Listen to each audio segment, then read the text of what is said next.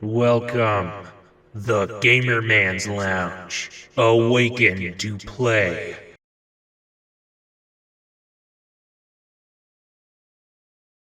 Hopefully things are going well for you guys. As for me, let's go ahead and get a wonderful commentary video started. And also, I will go ahead and end that commentary off with a channel update, which is also going to be in commentary format. But hey, let's go ahead and begin our commentary video. Okay, now let's go ahead and talk about something that has been going in the games industry. Before that, yes, we are all aware of the ongoing manufacturing-related shortages, making it tough for us to get a PlayStation or Xbox or Nintendo console, as well as getting your graphics cards for gaming PCs.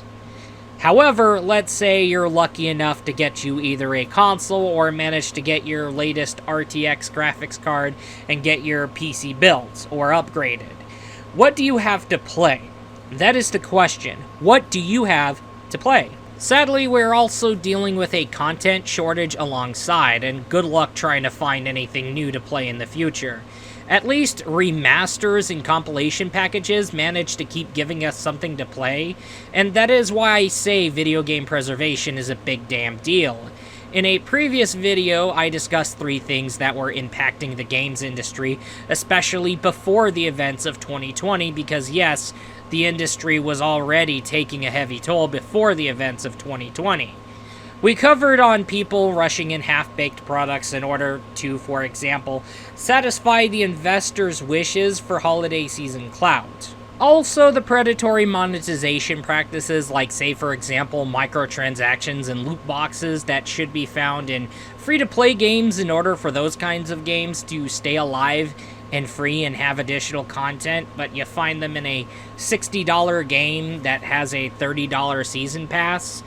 And of course, the random and excessive censorship brought upon by moral political figures outside of the government that demand creators to obey moral or politically correct standards, which is what we're going to be talking about today.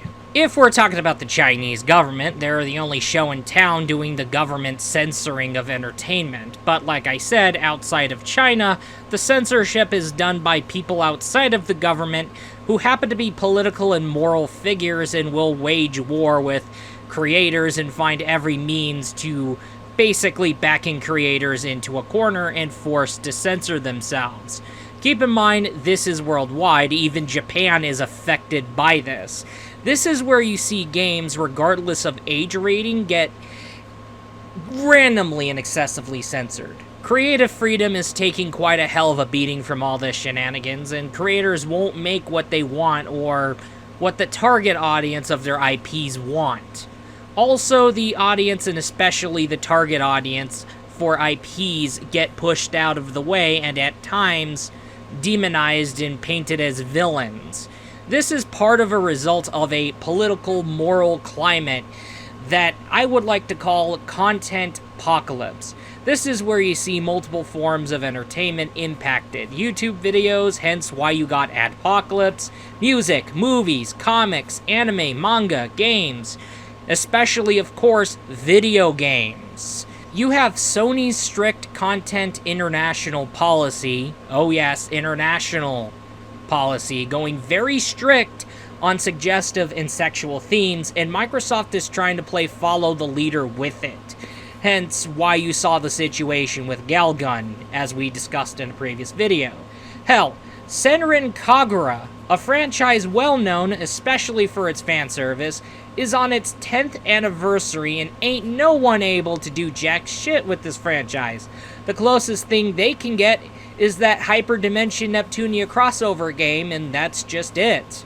Making attractive characters, especially characters like Mai Shiranui or Iroha of SNK fame, are deemed not okay by these so-called figures and will raise hell with anyone who dares make a female character attractive or beautiful.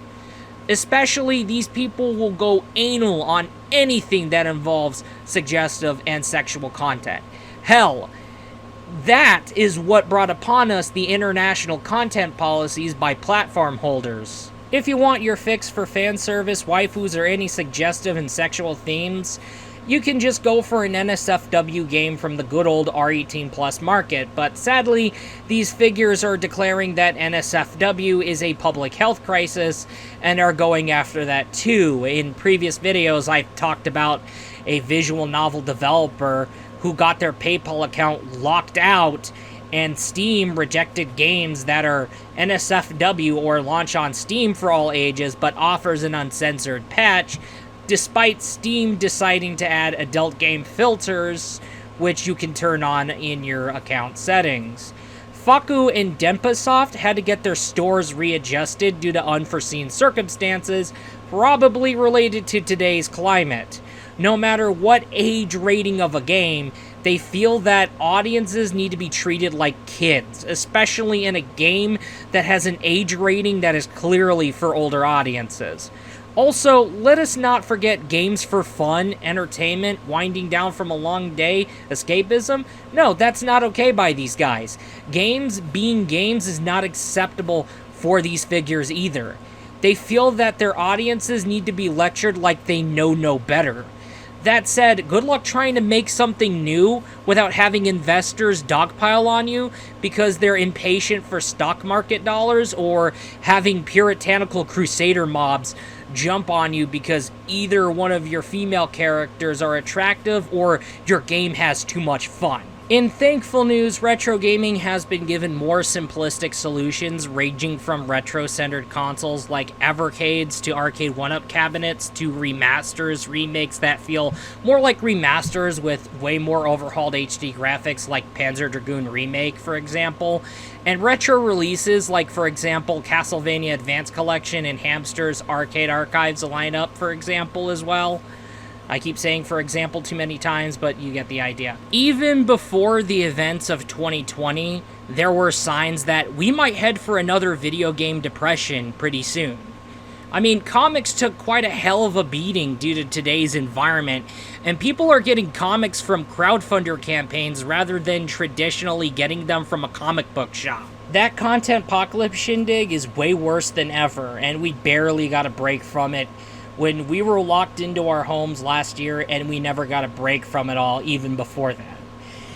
The games of today right now are blue-balled rush jobs that may paywall you up the ass with microtransactions, and however, the indie game scene has been seeing some growth, even though things over there is just rough over there as well.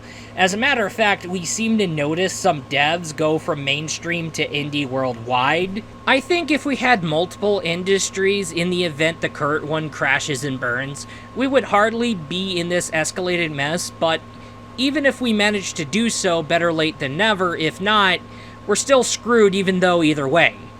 We're not seeing any signs of de-escalation of Contentpocalypse, and I have a feeling we're hardly ever able to see to it in the year 2022.